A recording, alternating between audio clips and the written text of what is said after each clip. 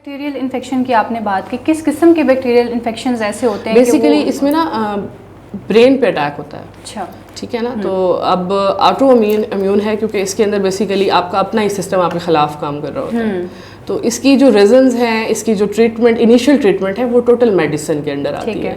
ठीक है। उसके बाद का जो रिकवरी है बेसिकली वो हमने देखनी होती है। ठीक है। अभी आपने बात की कि आपका जो ब्रेन है उसमें अफेक्ट होता है। अगर हम बात करें स्ट्रेस की या एंग्जाइटी की, ये भी बहुत कॉमन है, तो स्ट्रेस और एंग्जाइटी भी क्या रूट कॉज हो सकती हैं? कि आपकी इस सिंड्रोम की कॉज नहीं हो सकते, बट डेफिनेटली अब हमारी स्ट्रेस एंग्जाइटी डायरेक्टली लिंक हो रही होती है हमारे ब्लड प्रेशर्स के साथ, हाई ब्लड प्रेशर के साथ, और उसका डायरेक्ट लिंक हो रहा होता है हमारे स्ट्रोक के साथ। ठीक है। वो चीज़ें भी होती हैं।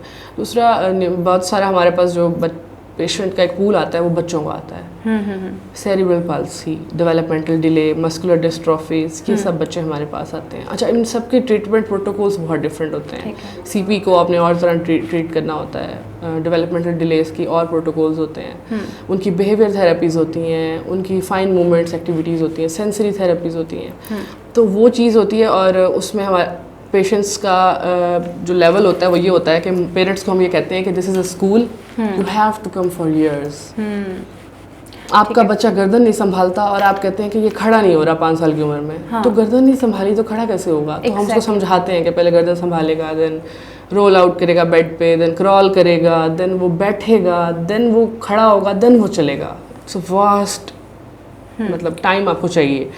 तो उस पॉइंट पे जो अफोर्ड कर सकते हैं वो तो कहते हैं कि ठीक है, it's a gym, it's a school, हम लेके आएंगे, कोई मसला नहीं। जो अफोर्ड नहीं करते उनके पहला ही क्वेश्चन मार्क ही आता है कि हम कैसे लाएंगे।